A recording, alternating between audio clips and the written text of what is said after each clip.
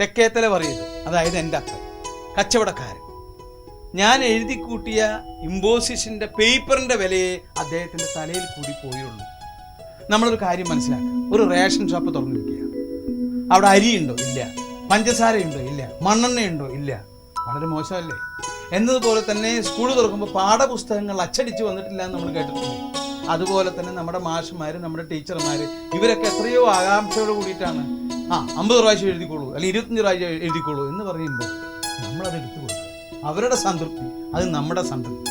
അത് ഞാൻ അങ്ങനെ ചെയ്യുന്നതിൽ എൻ്റെ അപ്പൻ സത്യത്തിൽ അഭിമാനിക്കാണ് വേണ്ടത്.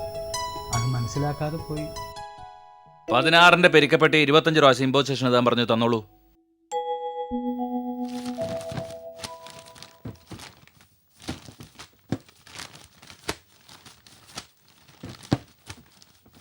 ഇതെന്താടാ 16ന് പറഞ്ഞിട്ട് 12 ആയത്? അയ്യോ മാഷെ തെറ്റി. അത് തന്നെ ചോദിച്ചത്. തന്നപ്പോ തെറ്റിയതാ. തന്നപ്പോ തെറ്റി. 16ൻ്റെതാ 12 ഇങ്ങി തന്നേക്ക്. അതെന്തിനാ? ആവശ്യം വരുമ്പോ അന്നേരം തരാം. ഇനി ഉണ്ടാവില്ലോ ഇമ്പോസിഷൻ. അയ്യോ മാഷെ അത് കൂടുതലുണ്ട്. കൂടുതലാ? മാഷ് 25 ചോദിച്ചത്, മാറിപ്പോയ തിരക്കിൽ തന്നത് 50 ആയിപ്പോയി. 50? സാറില്ല, ബാക്കി 25 മാഷിങ് റിട്ടേൺ ആക്കിയാൽ മതി. അപ്പൊ നീ ഇത് ഹോൾസെയിൽ ആണല്ലേ? നേര് പറഞ്ഞോ, ഇതാരെഴുതി തന്നതാ? ദൈവദോഷം പറയല്ലേ മാഷെ, ഞാൻ തന്നെ കുത്തിയിരുന്ന് എഴുതിയതാ. കൈപ്പട കണ്ട അറിഞ്ഞൂടെ? ഇന്നലെ ഇരുന്ന് എഴുതിയതല്ല, വലിയ വെക്കേഷന് ഒരുമിച്ച് എഴുതി വെച്ചതാ. ആ 25 തന്നെ വേണ്ട, അത് എൻ്റെ കയ്യിൽ ഇരുന്നോട്ടെ. ഒരബദ്ധം ആർക്കും പറ്റും, പക്ഷേ അത് വെച്ച് മുതലെടുക്കരുത്. കഷ്ടപ്പെട്ടിരുന്ന് എഴുതിയവനെ അതിന്റെ വേദന അറിയും. മാഷ ഇങ്ങനെ വന്നേ. അതങ്ങ് കൊടുത്തേക്ക് മാഷെ, അതാ പതിവ്. പതിവോ? എണ്ണുമ്പോൾ ചിലപ്പോഴൊക്കെ തെറ്റും. സ്റ്റോക്കിൽ നിന്ന് എടുത്തു തരുന്നല്ലേ. രുക്മിണി ടീച്ചർക്ക് വീണപൂവ് കൊടുത്തപ്പോൾ 5 എണ്ണം കുറവായിരുന്നു. ടീച്ചർ അത് പറഞ്ഞപ്പോൾ തർക്കത്തിനേക്കാണ് അപ്പം എടുത്ത് കൊടുത്തു ഇന്നസെന്റ്. ഗോവിന്ദമാർക്ക് ചിലന്തി പഠിപ്പിച്ച പാഠം കൊടുത്തപ്പോ 10 എണ്ണം കൂടുതലായി. എണ്ണ നോക്കി 25 എണ്ണം കഴിച്ച് ബാക്കി അപ്പൊ തന്നെ തിരികെ കൊടുത്തു മാഷ്. അതാ മാഷെ അതിന്റെ ഒരു ഡീസൻസി. മാഷ് പിന്നെ തർക്കിച്ചില്ല. മാഷുമാരും ടീച്ചർമാരൊക്കെ പൊതുവെ മര്യാദക്കാരാണ്. കാര്യങ്ങൾ പറഞ്ഞാൽ അവർക്ക് മനസ്സിലാവും. അങ്ങനെ മധ്യവേനൽ അവധിയൊക്കെ കഴിഞ്ഞ് നമ്മുടെ സ്കൂളിൻ്റെ റിസൾട്ട് വരാറായി. അങ്ങനെ വന്നപ്പോൾ എൻ്റെ വളരെ വേണ്ടപ്പെട്ടൊരു കൂട്ടുകാരൻ അവൻ എന്നോട് പറഞ്ഞു, ഇന്നസെൻ്റ് താൻ പോയി ഞാൻ ജയിച്ചോ എന്നൊന്ന് നോക്ക്, എനിക്ക് പേടിയാവണം. ഞാൻ പറഞ്ഞു, താൻ പേടിക്കണ്ട, ഞാൻ പോയി നോക്കാം. എനിക്കാണെങ്കിൽ ഈ കാര്യത്തിൽ യാതൊരു വിഷമമുള്ള ആളല്ല. നമ്മൾ ഈ പറഞ്ഞതുപോലെ എല്ലാ കൊല്ലവും തോൽക്കുമെങ്കിലും നമ്മൾ ആദ്യം പോയി ജയിച്ചവരാരൊക്കെയാണ്, എൻ്റെ കൂടെ എനിക്ക് വളരെ വേണ്ടപ്പെട്ട ആരെങ്കിലും എന്നിൽ നിന്നും പോയോ? കാരണം അവർ 6ാം ക്ലാസ്സിൽ നിന്ന് 7ാം ക്ലാസ്സിൽ പോയാൽ എൻ്റെ ഒരു മാനസികാവസ്ഥ. അപ്പോൾ അതിനു വേണ്ടി ഞാൻ പോകാറുണ്ട്. അതുപോലെ തന്നെ ഞാൻ പറഞ്ഞു, നീ ഇവിടെ ഇരിക്കും, ഞാൻ പോയിട്ട് വരാം. അങ്ങനെ ഞാൻ അവിടെ ചെന്നു, സ്കൂളിൽ ചെന്നു. റിസൾട്ടിൻ്റെ ആ ബോർഡ് നോക്കി ഞാൻ നോക്കിയപ്പോൾ പെട്ടെന്ന് ഞാനൊന്ന് ഞെട്ടി. കാരണം എൻ്റെ മനസ്സ് തളർന്നു. ഞാൻ ഇതുവരെ ഉണ്ടാക്കി കൊണ്ടുവന്ന എല്ലാം പോയി. കാരണം വേറൊന്നുമല്ല, ഞാൻ ജയിച്ചു എന്ന് പറഞ്ഞാൽ ഈ മധ്യവേനൽ അവധിക്ക് ഉറക്കമൊഴിച്ചിരുന്നും പകൽ കൂട്ടുകാരുടെ കൂടെ കളിക്കാതെയും അടുത്ത കൊല്ലത്തേക്ക് വേണ്ടിയിട്ടുള്ള ഇമ്പോസിഷൻ മുഴുവനും എഴുതിയത് വേസ്റ്റായി പോയല്ലോ എന്നോർത്ത് ഞാൻ, എൻ്റെ ദൈവമേ നീ എന്നോട് ഇത് ചെയ്തല്ലോ എന്ന് മനസ്സിൽ പറഞ്ഞ് ഞാൻ അങ്ങനെ തിരിച്ച് എൻ്റെ കൂട്ടുകാരനെ കാണാൻ വേണ്ടി പതുക്കെ നടന്നു. അങ്ങനെ ഏകദേശം അവൻ അകലയിൽ നിന്ന് എന്നെ നോക്കിക്കൊണ്ടിരിക്കുകയാണ്. ഞാൻ ഏകദേശം അടുത്തെത്തി കഴിഞ്ഞപ്പോൾ എൻ്റെ മുഖഭാവം കണ്ടപ്പോൾ അവന് മനസ്സിലായി അവൻ തോറ്റു. അവൻ ചോദിച്ചു, എന്തായി? ഞാൻ തോറ്റുമല്ലേ? ഞാൻ പറഞ്ഞു, നീ തോറ്റിട്ടില്ലടാ, പിന്നെ ഞാൻ ജയിച്ചുടാ, അതാടാ എൻ്റെ ദുഃഖം. ഞങ്ങളിതിനെപ്പറ്റി വളരെ ഗൗരവമായിട്ട് ആലോചിച്ചു. ഇനി എന്താണ് ചെയ്യുക? ഇത്രയും ഇമ്പോസിഷൻ എഴുതിയതാ, ഇത് മുഴുവൻ വേസ്റ്റായി പോയല്ലോ. അപ്പോഴാണ് എൻ്റെ കൂട്ടുകാരൻ പറഞ്ഞത്, ഇന്നസെൻ്റ് നീ അങ്ങനെ വിഷമിക്കൊന്നും വേണ്ട.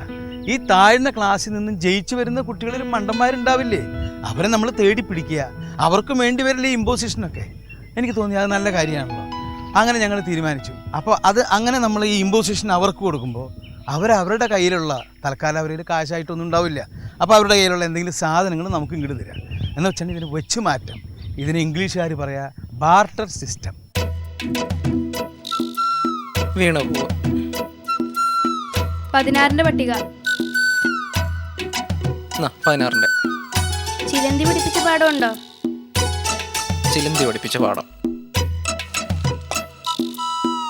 കബീർദാസിന്റെ ദോഹ. സ്വന്തം വീട്ടിൽ നിന്ന് തന്നെയാണല്ലോ. കളവ് മുതൽ അന്വേഷിച്ചിനി ഇതിന്റെ പുറകെ ആള് വന്നാല് ദേ അക്ഷരം വെച്ചുള്ള നമ്മൾ തമ്മിലുള്ള ഇടപാട് അറിയാം. സത്യാന്വേഷണ പരീക്ഷണങ്ങൾ.